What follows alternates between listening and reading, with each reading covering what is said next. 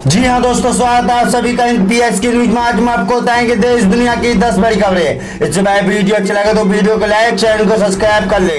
कांग्रेस के पूर्व नेता राज्यसभा सदस्य कपिल सिब्बल ने एक बार फिर से मोदी सरकार पर बोला हमला। जी हाँ दोस्तों, दरअसल आपको बता दें कि राज्यसभा के सदस्य कपिल सिब्बल ने न्याय के प्रतीक भारतीय जनता पार्टी की प्रतिकृति वाली टिप्पणी को लेकर शुक्रवार को प्रधानमंत्री नरेंद्र मोदी पर जमकर निशाना साधा है। उन्होंने दावा किया है कि इसकी सरकार के शासन में अमीर और अमीर तक गरीब और गरीब होते जा रहे हैं। दरअसल आपको बता दें कि इसी को लेकर बढ़ सकती है मुश्किलें। जी हाँ दोस्तों, दरअसल आपको बता दें कि भाजपा के 44वें स्थापना दिवस पर पार्टी के सदस्यों को संबोधित करते हुए प्रधानमंत्री नरेंद्र मोदी ने भाजपा के विकास, विश्वास और नए विचार का भी व्यर्थ बताते हुए कहा है। दरअसल आपको बता है सामाजिक न्याय उनकी पार्टी की विचारधाराओं का आधार है। विपक्षी दलों पर निशाना साधते हुए पीएम मोदी का कहा था कि वह एक दलों की संस्कृति, परिवारवाद और जिहासवाद और जातिवाद, क्षेत्रवाद की रही है। दरअसल आपको बता दें कि उन्होंने कहा है कि जबकि भाजपा की राजनीतिक संस्कृति देशवासी और साथ ही लेकर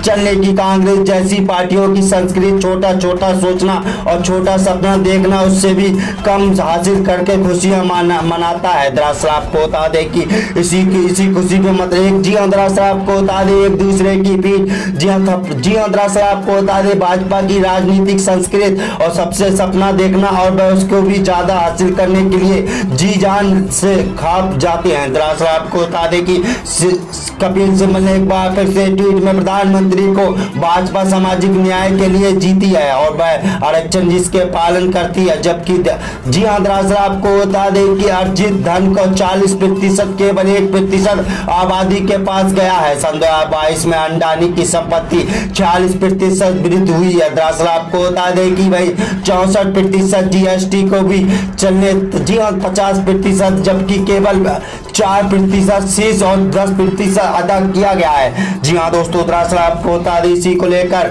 बढ़ सकती है मुश्किलें। जी हाँ दोस्तों, दरअसल आपको बता दें संस्कृत गतिविधिशील गठबंधन की पहली और दूसरी सरकार के दौरान केंद्रीय मंत्री रहे सिब्बल ने पिछले साल मई में कांग्रेस छोड़कर समाजवादी पार्टी में शामिल हो गए थे और उसके साथ ही समर्थन में स्वतंत्र सदस्य के रूप में राज्यसभा के लिए चुने गए थे। और उन्होंने हाल ही में अन्याय के लड़ने के लिए मकसद इंसाफ के एक मंच शुरू कर दिया है। जी हाँ दोस्तों, दरअसल आपको बता दें इसी को लेकर बढ़ सकती है मोदी अमित शाह की मुश्किलें। सिब्बल ने अपने ट्वीट में प्रधानमंत्री को कहा है कि भाजपा सामाजिक न्याय के लिए जीती है और वह आरक्षण इसका पालन करती है। जबकि जी हाँ दोस्तों, दरअसल आपको बता दें कि इसी को लेकर बढ़ सकती है मोदी अमित शाह की मुश्किलें। जी हाँ दोस्तों, दरअसल आपको बता दें कि कांग्रेस के पूर्व अध्यक्ष राहुल गांधी की बढ़ सकती है मुश्किलें। जी हाँ दोस्तों, दरअसल आपको बता दें बिहार के मुख्यमंत्री नीतीश कुमार की बढ़ सकती है प्रशांत किशोर से मुश्किलें। जी हाँ दोस्तों, दरअसल आपको बता दें कि भारत की राजनीति बिहार की तरह के प्रयोग के लिए जाना जाता है। भाई राजनीतिक बदलाव को लेकर बिहार शक्ति और जयप्रकाश नारायण की संपूर्ण क्रांति हो, सामाजिक न्याय का जमीन पर उतरना हो और इसके शख्सों का सत्ता में रहने के बिना किसी सुविधा के हिसाब से अपने विचार बदले हैं। दरअसल आपको बता दें आज की विपक्षी बिहार की राजनीतिक नीतीश तेजस्वी की जोड़ी एक दूसरे की तरह बीजेपी के तौर पर विपक्षी के साथ प्रशांत किशोर की जन सूरज यात्रा के दौरान बिहार में एमएलसी के 5 सीटों के लिए चुनाव कराए गए थे। इसमें से 5 सीटों में से अन्य नतीजे में एक सीट ही नतीजा चौंकाने वाला है। प्रशांत किशोर के समर्थी उम्मीदवार अफक अहमद की जीत हासिल हुई थी। उन्होंने महागठबंधन की उम्मीद के आनंद पुरस्कार को हरा दिया था। जी हाँ दोस्तों, दरअसल आपको बता दें कि प्रशांत किशोर ने पिछले साल ऐलान किया था कि 2 अक्टूबर, जी हाँ दरअसल आपको होता है 2 अक्टूबर सन 2002 में वह पश्चिम चंपारण, जी हाँ दरअसल आप पूरे बिहार में जन सूरज यात्रा के जरिए जागरूक करेंगे। इस समय उनकी यात्रा संपूर्ण गोपालगंज शिवल होते हुए वह सारण जिले में जो एमएलसी उम्मीदवार अफक अहमद की हुई है, जिनके नाता सैन्य शिक्षक निर्वाचक सीट से है। जिला आमतौर पर महागठबंधन का गढ़ माना जाता था। इसी चुनाव में बीजेपी इतनी किसी गैर राजनीतिक दलों के समर्थित उम्मीदवार की जीत बड़ी घटना के तौर पर देखा जा रहा है। जी हाँ दोस्तों, दरअसल आपको बता दें कि बिहार में एमएलसी चुनाव के नतीजे के जानकर आपने अपने अंदाज के कह रहे हैं कि कुछ लोग के मुताबिक अगर ऐसा पी के जो कामयाबी को देखते हैं तो बिहार बंगाल के नतीजे इस बात के साबुत